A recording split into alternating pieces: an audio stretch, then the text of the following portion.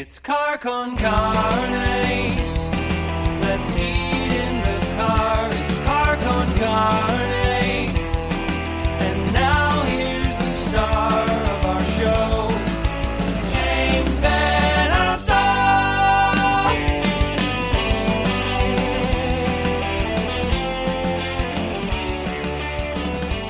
Push the button, it works better. It's car con carne. Still here in quarantine. I'm James Van Alstyne, and the podcast is lovingly brought to you by Happy to Meet You. If you live in the Chicago area, city, suburbs, exurbs, Happy to Meet You will take care of you. They bring to your home contactless, free local delivery next day, the same cuts of meat you would get if you went to a big fancy Chicago steakhouse. You don't have to dress up. You can just throw on your sweatpants and a t-shirt, and there it is. Steakhouse quality meat delivered to your door. I've been ordering from them nonstop. You know, I'm at home every night, as so many of us are and have to be. So I want to have meals that don't suck. So I use Happy to Meet You.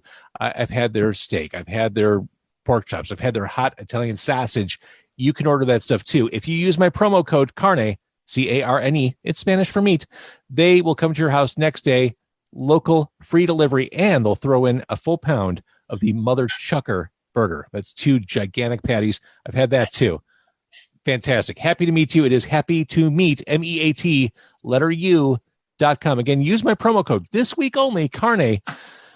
Do it now or forever hold your meat. My guest today from across this great country of ours, this vast expanse of land, it is Hayley Crusher Cain from Hayley and the Crushers. Just a delightful band, just a delightful person. We met, we did the virtual T1 Fest last month. That's how we kind of came in contact with one another. I got to watch you play virtually. This is the world we live in. And I got to be honest, I didn't know what to expect when you popped into the Zoom. I kind of thought maybe I'd see you sitting poolside, drinking a zombie out of like a tiki mug. I kind of expected cool glasses. I'm like 1 for 3 on that. Yeah. Everything this is exactly how I want to be seen. So, you know. I'm always just perfectly poised on a pool float, you know, eating an ice cream cone, you know, it's never a bad day over here. I think having a distinct look can be every bit as important as having a distinct sound, especially for a band like Hayley and the Crushers, definitely a video focused band. I think that image, that bandality is really important in the present day. Is that fair to say? I like the word bandality. I'm not sure if it's a real word. I love that. Bandality. My sister was a ham growing up. She was really into Rocky Horror Picture Show, and she shaved her head and wore like Ziggy Stardust paint on her face and shaved her eyebrows and became a Buddhist and like, et cetera, et cetera. And like, I'm boring compared to her.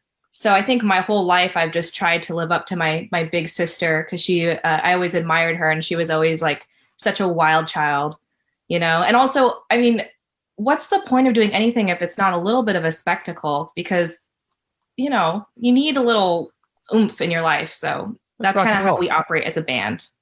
God, I remember as a kid going to see those midnight shows of Rocky Horror. I remember going to, like, in the Chicago suburbs, I think we went to the Randhurst Theater. And I think I came of age watching Susan Sarandon on screen in that movie. That was a particularly enlightening time in my life. I think I was like 8 when I saw it at a friend's house. Which is terrible, but hey, gender's not a thing anymore. So I guess it was ahead of its time. But I did watch it again on Halloween, and it was delightful. It made me so happy. It just like, it brought so much joy. Like when Meatloaf comes in on the motorcycle, It's just like epic. He's my favorite. And Tim Curry's the best. And Tim Curry, yeah. So this is, you know, if there wasn't a pandemic going on right now, this is a food podcast. We'd be meeting at a restaurant. Actually, we probably wouldn't, because we're separated by geography, but I'd be at a restaurant eating food. Are you a foodie? I know you were a food writer at one point. Hell yeah. And when we're on tour, it's always like, we got the hot Italian beef, we got the pizza, we got the Chicago dogs, we got, in St. Louis, we did the barbecue. Like, I actually made them turn the van around because we hadn't gotten a Chicago dog, and we were leaving Chicago the first time we toured there. And I was like, no, we have to get the Chicago dog. And I think we went to Franny's maybe. And Reed was like, it's 10 a.m. You really want me to turn the car around? You already had breakfast. And I was like, I must eat it. So I'm a total freak about food, so I was hoping you would ask me about meat. Oh, well, that's fantastic. And the thing is, you see in other cities and other states, people trying to reproduce the Chicago dog, and it's never the same. It truly is never the same unless you get it in Chicago. Get that Vienna beef, you got the snap, you get the steamed bun. There's nothing like it. And there's nothing wrong with having it at 10 a.m. To your point, one hot dog's not filling. It's like a snack. Right. I'm like, well, you're shaming me for this? This is like a delicacy. Out here, we have our chili dogs, and I didn't really know, like, I was like, Chicago dog, whatever. It's like a hot dog. Who gives a crap? I mean, I was excited about it, but I didn't think it was going to be like I had to have it, but I wasn't expecting it to be as good as it was. Like those little tiny peppers. Oh, the sport peppers. Yeah. Why don't we have those in the West Coast? Like, why do you only get the sport peppers? I never even heard of the term sport peppers before. Well, and you probably don't have access or easy access to jardinera, which is very much all over Chicago, which is the pickled vegetables, the spicy in oil, which is just glorious. I could put that on any sandwich I eat. We have a Mexican counterpart to that, which is in vinegar, and it's, carrots and radishes, and it's, the Mexican style. We get that, but the oil with the amazing vegetables, no. Like, it was a whole new world. I was so stoked. And the Mexican vinegar with the vegetables you describe, plenty of taquerias in the Chicago area have that. It's shared from, customer to customer. Like, it's never lifted up and cleaned out and replaced on the table. It's just this communal silver pail of that vinegar and oil that everyone just kind of silver pail of vinegar. So you are on the West Coast, specifically, pronounce your city. San Luis Obispo, California. There it is. Didn't want to mess that up, even though I've heard it said a million times. People say it like San Luis or, yeah. Yes, that's why I'm careful. It's the broadcaster in me. I don't want to say the wrong thing. The West Coast, the identity of being attached to the West Coast is really important, it seems, to your look and sound. Is there a scene in San Luis Obispo? Well, first, let me tell you, I'm very proud to be a multi-generational Californian. In fact, my great grandparents, my mom's side, came from France to California to kind of where like Union Station is today, and had like a winery, and like it goes way back. And I'm pretty excited about that history. And I love to like, get into the genealogy and stuff. So it's like, it's more than just like, ooh, California, like fun and sun. Like I'm very interested in it, like the early rancho history. Secondly, no, SLO does not really have a scene. And I hate to say that, if any like local bands are watching and they're like, Hayley's a total asshole. But okay, in order to have a scene, I feel like there needs to be enough music venues to support, enough supportive music venues that bring in local bands to support that energy. As you know, I mean, Chicago is an amazing place to see local music with all sorts of venues. And we've played some of those venues that are, smaller and more DIY. The one place we have to play right now is a donut shop. And it's like a 24-hour donut shop, or open till like 2 a.m. or something. Like our main venues, like the venues that we used to have 10, 15 years ago, are completely gone. And all the punk bands that used to come through, we had great punk bands, big named acts come through from San Francisco to Los Angeles, and we would get them. And it was so fun because bands like my old punk band and other people's bands, and an actual scene that was around, was able to, open up for these bands. And that has completely gone away. And it's really sad to think, with COVID, like there's going to be even less infrastructure for bands. So to answer your question, I'm really a person who tours and a person who travels because I get to plug into the amazing music scenes in other places. And I'm glad that they accept me and like, I get to do that. But yeah, it's just not like, it's not fertile here. But I think part of it, not to like be overly laboring my answer, like the kids that grow up in small towns, they're more interesting and they're more weird. Like, you see where I'm going with this. Like, there's just not a lot to copy. There's not a lot to bounce off of here. So you're basically like free to just do some weird stuff, which is kind of what we did. So I think in some ways it can help a little bit if you're just kind of like the one, platypus in the small pond. That's actually not a bad thing. So okay, you're a platypus. And it's interesting. I mean, yes, musicians generally like being part of this community and scene. But I think, to your point, you're a touring animal, and when you're off the road, it's nice to kind of, I'm sure, decompress and have your own private corner of the world. And the reason why this resonates or makes so much sense to me right now, I just watched the Letterman interview with Dave Chappelle, and Chappelle has taken root in this weird little community in rural Ohio, where he's not superstar David Chappelle. He's just the local guy who happens to probably have big property there, and everyone's kind of weird. It's a very accepting, tolerant community, but he doesn't have to be on when he's home. And so I kind of get that from the perspective of Hayley and the Crushers. That's super cool. I just watched part of his new special, and yeah, he's doing it. He's great. He's great. He's just gonna like age like a fine wine. He's just, nothing is sacred. You talked about the donut shop, and you put out a single this past summer called Jacaranda. And in the video, there is a place in the video, the Rancho Bowl. Is that a real place? Because I would totally hang out there if I were in a punk band. Is it? Oh, it is in there. Yeah.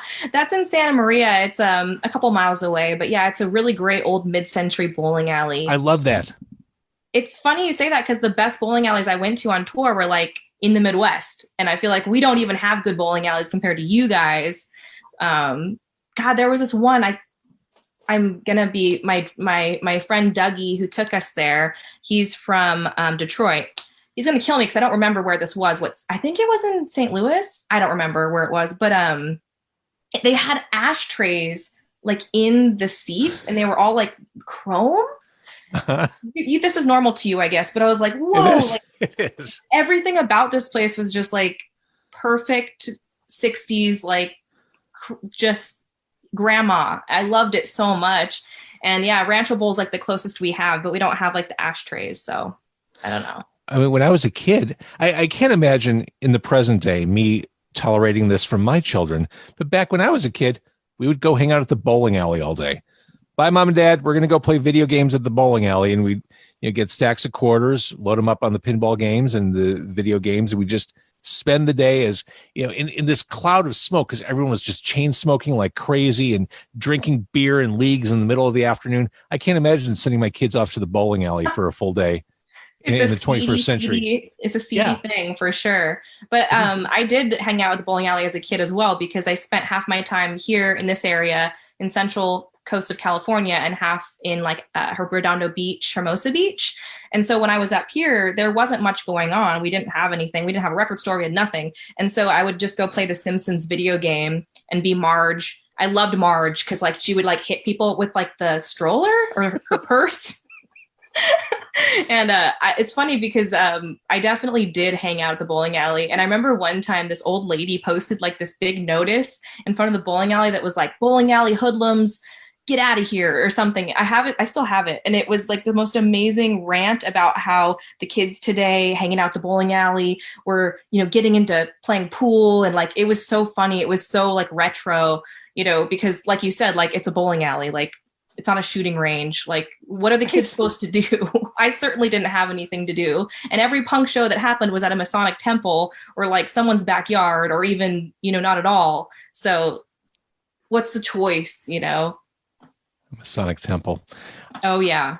So you mentioned your sister who went through her Bowie phase and went in that direction. Did your interest in music literally start with the Go-Go's? No. Yeah. I mean, it's funny. It's like, do you retroactively think of these things because it makes sense for your music? Maybe a little bit, but I do remember being like 7, 8 years old and seeing my mom's copy of Beauty and the Beat, the CD, and putting it on. And I definitely remembered bouncing around with a hairbrush, singing "We Got the Beat."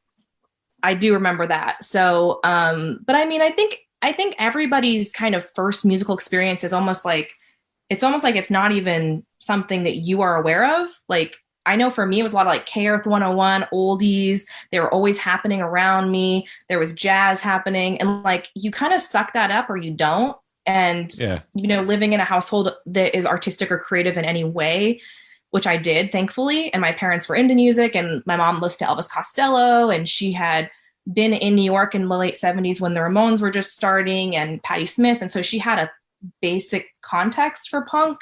So she had cool albums and stuff. And I think that more than anything is just that access as a kid to be like, oh, this is a thing that exists in the world. And I never even thought I would do anything with it. I just thought, oh, this is a thing. Cool. That's a window that I might be able to crawl out of at some point if I need to, you know? Totally. Back on the bowling alley tip, Natalie in the Facebook Live says, I totally grew up hanging out at bowling alleys. I shoot pool and play video games and use the payphone and eat pizza. That was it. Welcome to the Midwest. That's how we rolled way back when, like mid 80s. And into the 90s and early 2000s, I have to say, because, you know, bowling alleys haven't changed that much. Fair. They really haven't. Now, your husband, who's also in the band, is he a total geek? Like, and I mean that in the kindest, like, part of my community kind of way. He's a comic book shop owner. He owned a comic book store for 10 years, so yeah. So let him know that he is missed tonight, because I'd be happy to talk about any number of things ranging from the Justice League to Legion of Superheroes. I'm just going to let him stay in the living room because I do not want to go there. You've had enough. Does he have like a room of comics that you're not allowed to touch? Oh, James. So if you just like walk around our house, it's like just like kicking over long boxes here and long boxes there and slab things. And he doesn't own this. He sold the shop so we could tour more, which is like, what an amazing human. I'm married to the best man in the world that he would do that. But he still like sells them and stuff. So he's got, you know, really high grade, fancy comic books that are 9 whatever points, whatever. Just the fact that you said slabbed means, yeah, you're plugged into this whole. So there's all this stuff happening around our house. And you know, that's, you know, at night when we're reading, it's like he's reading his like, I don't know, weird old like 50s like horror comic that he found that's like really esoteric and weird. And I'm over here reading like an actual novel, you know. And I love comics too. I love graphic novels a lot, and I do love them. I'm just teasing him, but it is funny that he's, you know, a grown man covered in tattoos, and yeah, he's like the biggest comic book nerd in the world, and I love him. I get it. Now, you guys have a lot to talk about, apparently. No doubt. When this is all over, when this pandemic's over, and you come back to Chicago, I'll feed you Italian beef or Chicago dogs, and we'll talk comics. I'd love that. I'd love that. I had Chris Connolly on earlier tonight. I did a podcast earlier with Chris Connolly of Ministry and Revolting Cocks, and he's highly literate, always reading all the time. And I asked him the question, and I'll ask you, since we're talking about reading, do you prefer having the physical book in your hand, or are you more of a Kindle tablet reader in the modern day? Somebody who is married to a person that goes to bed early, I like a Kindle. And also as someone who likes to live in a van sometimes, I like the Kindle. It's just easier. Yeah. If you're on tour, forget it. You don't want to bring stacks of books or comics. Yeah. And just waking up your partner kind of sucks. And I feel like having that reading light on is just kind of like, at a certain point, it's like, who is your partner's sleep more worth it? Or is the book more worth it? And it's like, it's always this, you know, let them sleep, you know? So as much as I like to have a book and I have my little lamp and everything, like it's nice to be incognito and just be up at like 1 a.m., like reading some like weird book by myself, you know, like a little kid, under the covers with my Kindle. It's worth noting, we're doing a podcast right now. You are also a podcast host. You do your own interviews. Oh, come on. You talk to Josie Cotton, Ben Weasel. True. That's very true. Bad cop. I don't know about you. You're a radio guy. So it's like the podcasting thing must have really come easy to you. I don't know. That's fair to say. It did, but I think I'm an anomaly. This is something I wrestle with all the time. I wish more actual broadcasters would get into podcasting. I feel like a lot of radio people have abdicated their throne of audio and let amateurs run the space. And there are so many radio people who haven't made the transition, and I don't get it. They should all be planting their flag here. Hell yeah. That is a very punk rock way to think, and I commend you for that. I think that's great. I think people are scared and they're just stuck in their own, you know, way that things are for them, and they don't want to, you know, try something new, and it's scary. And I also think podcasts are kind of like zines in a way. And when I first moved from LA area back up here in my early 20s, I was trying to get away from all the crazy punk rock partying, and just the crazy scene in LA was just, I had no time to make art because I was so busy like trying to find a place to park my car, and like just, it just was like too much drama. And so I was like, I don't know anyone here. What do I do? And so I thought I'll start a zine. And so the idea behind the zine was just like, let's meet all the music people. Like, let's plug into that world. And like, there was a scene here in San Luis Obispo, and I got to meet wonderful artists, and that was so cool. And like having an excuse to be like, hey, you're cool, I want to talk to you. That's the simplest thing about zines, but it's also the same with podcasts. Podcasts are the same thing as zines, and even cheaper, really. Because if you have a cell phone or a laptop or any sort of internet Wi-Fi connectivity, you're on your way to having a podcast. And I think that's I think you're completely right that this is a huge, huge opportunity that so many people are leaving on the table, where maybe your podcast isn't going to be number one on iTunes. Maybe it's just going to be something you do casually. Like I pretty much do mine casually. But think of all the cool people you could meet. And like on the road, I could always be like, oh, this sound person's really cool. Or like, oh, I really like the way this person like did business in this way. Like I want to talk to them more. And so it gives you that excuse to do that without being a creep. If you have a podcast, you can just be like, oh, it's for my podcast. But if you're like, hey, I just want to like get to know you, that can feel a little creepy, I completely agree. And I've said this before, when the pandemic hit, I had to stop doing this in my car. So I started doing this nightly from home. And at the time I thought, oh, we'll do this for a month. Then we'll be back in the car. Everything will be back to normal. 8 months later, not the case. But my initial motivation was just to keep the podcast alive. I didn't want to lose 7 years of momentum. But I realized quickly, now that I'm doing this at night, to your point, I'm able to meet interesting people a lot more often than I would have with my regular podcast. And I'm having conversations. I'm looking forward to this. This is giving me structure during the pandemic. And I would never have had the chance to talk to you if not for this podcast. And I really love that. I think that's so great. Yeah. It really is a fantastic opportunity. And the way you describe podcasting, comparing it to a zine, I think that nails it. Because a zine can be whatever you want it to be. And I think people get really hung up as podcasters with an episode needs to be a specific length, or I need to do X, Y, and Z. Fuck it. You can do whatever you want. It should be as long as it's interesting. Then you're done. You're out. Right. And it can be sort of, I think zines are kind of disposable. And I think podcasts are, for better or worse, a little disposable. Sure. And that's okay. It's like you do one, it's an okay podcast. You do another, maybe it's better. You do another one, maybe that's what, it doesn't always have to be on your permanent record. I mean, it does exist on the internet, but people aren't going back and listening to podcasts that are like 8 years old normally. I mean, some people are, but really it's this like, it's like what you're doing here on Facebook Live. And a lot, I mean, I've been listening to some of your shows and stuff. It's like you are on a schedule and you're just zooming forward. You've talked to a lot of amazing people. So yeah, I encourage more people to just try it out if they think that it's something they want to do. Also, maybe you don't have a face for TV podcast. There you go. There it is. Well, and the thing is, what I've found, I've had larger guests in terms of stature and accomplishments. That doesn't always mean listening. What I find, the episodes I think connect more and have the most listening or video views, a lot of local independent bands. Those tend to be my most successful things, and they're the most natural and DIY of everything. And I think it's because the more exposed someone is, the less need there is for people to dial into that. I think when you're tapped into a local community, an independent community, there aren't a whole lot of resources to reflect that community. So I love being able to zero in on independent artists, local, national, because that to me is what people are interested in. Totally. You're on the cutting edge. Sure I am. But do you like doing it? Do you feel weird ever? Like when you crack the mic?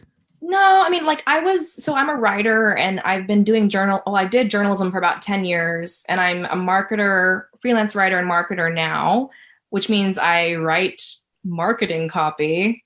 Yay. Well, that's a very cool job. Those cool. are skills that not everyone has. Sure. I shouldn't be so weird about it. Honestly, like so when I first started doing journalism, I was getting paid like 10 cents a word. And then I was getting paid like, a little bit per story, whatever. And then, how it goes. But doing marketing, it's like, I mean, it's not journalism, obviously. it's just complete lies. It's basically magic. It's like I'm conjuring up a magical, concoction to make someone do something. It's marketing is really wild. It's totally super weird. But what was I going to say? Oh yeah. So just the amount of money that you can make doing that. And if you're working for clients you respect and you like, and of course I only work with like people, like I work for a local food co-op and I work for different wineries here. Like I like my clients and I'm not doing anything nefarious with what I'm doing, but I just realized like, wow, you can say you're a writer and work for a newspaper or magazine and feel really like you got a lot of street cred, but you're not going to have money for toilet paper. Or, you can take the same writing skills and you can apply them to, other avenues. And that's what I've kind of been doing the last like 5 years is just all that sort of website copy, marketing copy, all that stuff. Don't remember what the question was, but anyways, that's kind of what I do when I'm not playing music. So that's kind of what supports the life. Well, it helps the band too. I mean, those are skills that are invaluable. Yeah. For a band. Oh, the question you were asking if it's weird to interview people. So I was interviewing people a lot every week for, I used to work for a twice weekly paper and I would interview, do photos, do layout for the community section. Like it was wild. Like I learned so much from that job because it was like, wow, it was like, you write the story, you get it done, somebody looks it over, then you look it over again, and then you like put it up on the page and you print it out and then everyone looks at it again. And it was a really small team, and being in a small town community setting, like I learned a lot, but I also learned, wow, like when you interview people, you, there's like kind of a formula to it. And there's also like a way to know like when people are like pulling back or if they're trying to change a subject or asking, if you're not asking, rich enough questions that are not going to lead to a good answer. Like that took me about 10 years, but now that I've done it, I feel like I can really interview and walk up to most anyone and kind of connect with them. And I think that's a really valuable skill. It's helped me out in like show situations where there's either maybe a conflict with like booking or there's, trying to get paid or, just trying to like interface with people that are just, kind of not on the same wavelength as you. Like if you have that ability to interview or not just interview, but just connect with people one-on-one and like, figure out what they want, what makes them tick, like what's really happening between the lines. I think that's a super valuable thing to know. And like, I'm glad that I learned that even though I made literally no money for most of my career because I was in print journalism, which I can't even believe my college I went to allowed me to get a degree in print journalism in 2009. Like it was a sinking ship then, and like now it's like, it's underwater, I got a degree in broadcasting. I didn't need a math class to get my 4-year degree. So I get it. Marketing, I like marketing and I appreciate marketing. The thing I don't like about marketing is the language of marketing, the industry talk. The second I hear words like funnel and all the jargon, I'm out. Like it takes all the interesting stuff out of it for me. And clearly that's why I'm not in marketing. But that I did digital marketing for about a year and I went to a conference or two, and hearing people like super serious marketers talk to one another, I thought, I can't do that. I can't be that guy. Yeah. Well, I guess I'm more of a content creator. I really don't talk about synergy or anything like that either. But that's good. I think we all have to take the skills we have. And like, I always kind of knew I was going to do something with writing. And that was like my main skill. Like, I just knew that was the one thing that I was going to need to cling to like survive as an adult. And so I found a way to do that without having to have like a 9-to-5 job. So I'm happy with that, As a writer, I spend a lot of time on social media. I do digital stuff by day. I see the same memes shared all the time. It drives me insane when people share memes with misspelled words or bad punctuation. Does that even? Yeah. I mean, if it's a meme, it's like, it's a meme. I don't know. I feel like memes are their own territory. What bothers me, and I'll just tell you my pet peeves right here. Number one, when you see a band bio or any sort of like bio or story about a person, and the first sentence is like, this person was born in Idaho. Like, people that don't put the most important information first, it makes me want to email them and be like, I read through the thing. Here's the chunk that's actually interesting. Put that at the top. My God. Put a couple adjectives in there. That's what really pisses me off. Because I'm just like, you are burying the lead so far down, and people don't know how to sell the thing about them that's special. And usually you need someone else to tell you that. I mean, we all do. So it is kind of fun to have that puzzle and to help people with that. So I actually don't necessarily mind it too much. That's a great point. And it's something I bring up all the time. Yeah, lead with the most interesting stuff. Oh, absolutely. Yeah. And as far as where someone is born, there's a reason why no one likes to watch superhero origin movies. Let's just get right to the fight with Dr. Octopus. We don't want to see the radioactive spider bite, the discovery. Let's just jump right to it. Let's begin with action. Let's not have that build. Or just get rid of all the superhero movies altogether. But I don't know what you're talking about. How dare you? How dare you?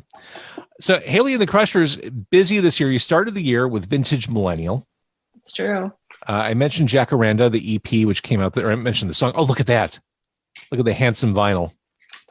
Oh, look at you come prepared, Hayley.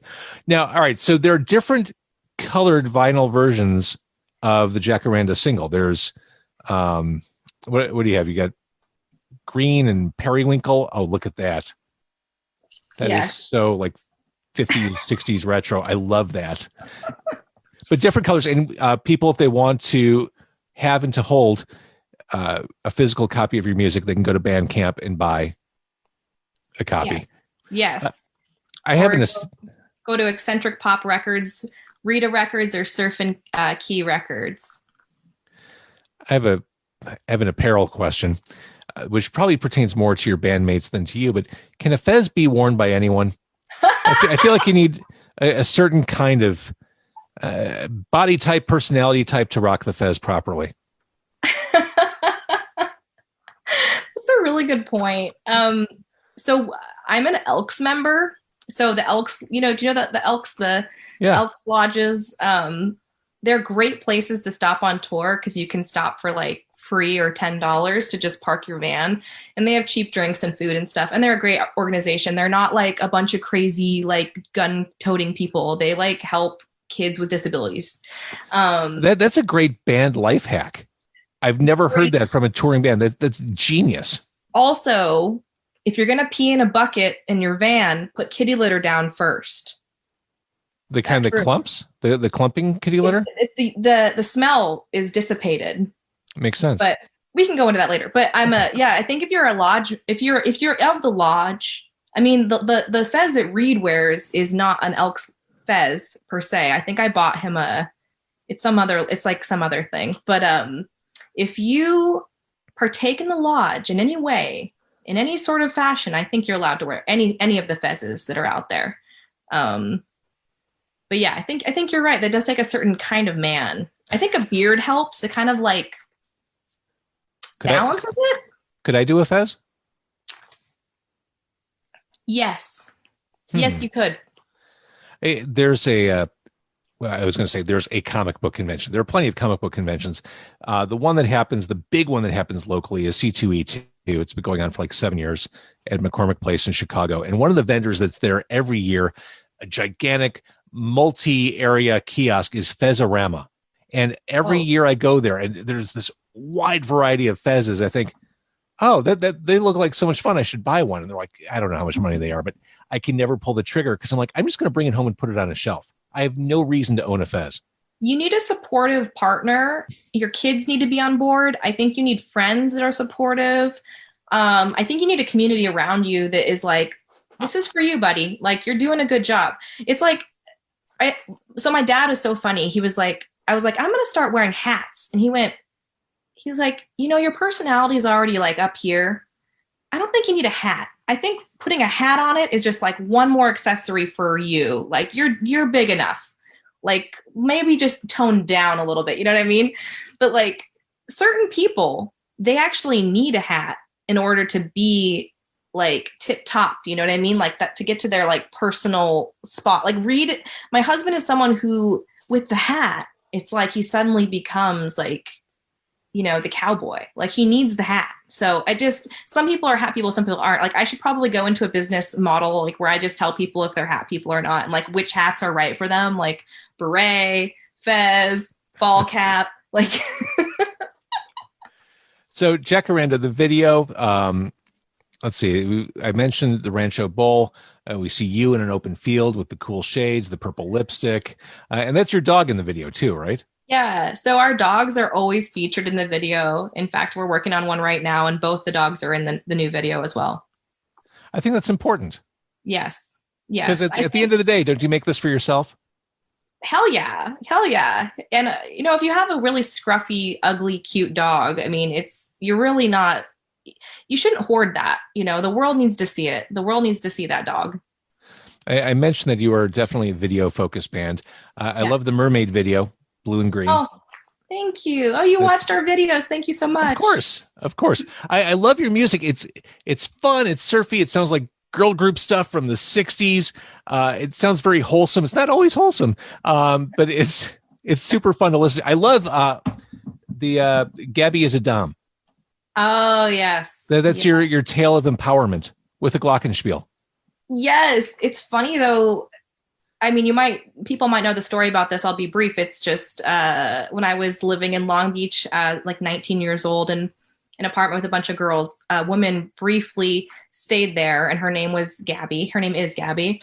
And she worked in a sex dungeon in downtown LA, and she was a submissive. And so she had to wear all the white lingerie. So it's like white teddies and bustiers and all that crap. And so one day she gave me this bag of white, like, lingerie. And I was like, oh, okay, what is this? And that's when she explained that she was a sub and that she was graduating to dominatrix. And as a dominatrix, she had no use for the naive white lingerie anymore. She could only wear black. And now she was in charge, and she was, the dominatrix make tons of money. I mean, they really do make a lot of money, and, they have their own clientele. They're basically entrepreneurs.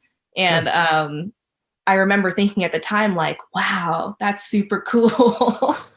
And Gabby and I aren't really friends anymore, but, it was one of those things that always stuck with me and just felt like, yeah, there's something else here. I'm not sure what it is, but there's something else here. So you said you're working on a video. Does that mean there's a bunch more new music coming? We do have a song. I'd love to just premiere the information right now on your wonderful Car Con Connie podcast, if you don't mind. Of course I don't mind. So it's Church of Flag is our new single. It's coming out December 20th. There will be a single. Side A is Hayley Cain singing the song. Side B is Dr. Cain singing the song. And there's a t-shirt that goes with it. And so there's a video as well. And I taught myself how to use Final Cut Pro because I'm just sitting at home. And this new video is pretty hilarious. And it's also coming out on the 20th. So here's a symbol of the year we're in right now. You said this is coming up in December. And I thought, why is she talking about that? That's so far away. I have no concept of the flow of time anymore. December to me seems like it's months away. No, it's next month. It's next month. Time has just flown and moved in such a strange, impossible to pin down kind of way.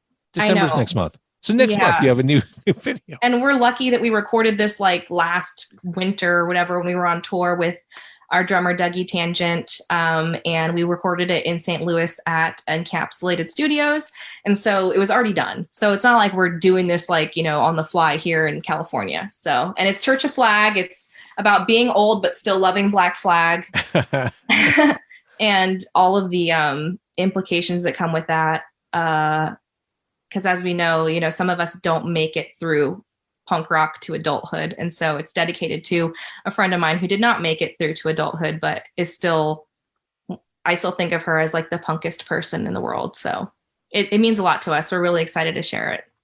That's awesome. And like I said, your band is super accessible sounding music. It's sing-alongable, it's hooky, but again, the lyrics sometimes run counter to what's happening in the melody, which I love. And it's a super fun band, and you've got the right look, the vibe, the attitude. Hayley and the Crushers, you are Hayley. Thank you for doing this.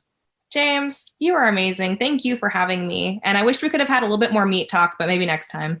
I'm telling you, when this whole, pandemic thing is done and you're back in the van peeing in cat litter across this great country of ours, you come to Chicago, wherever you play, I'll meet you guys beforehand. We'll go for beef sandwiches and fries. We'll load you up. We'll fatten you up, as we like to do here in Chicago. We like to fatten our bands up before we send them on the way. And we'll dine. We'll break bread. Thank you so much. That's the thing I'm going to cling to as I'm having my next depressive episode with COVID-19 crashing down. I'm going to think there's going to be some fatty beef on the other side of this. So thank you so much.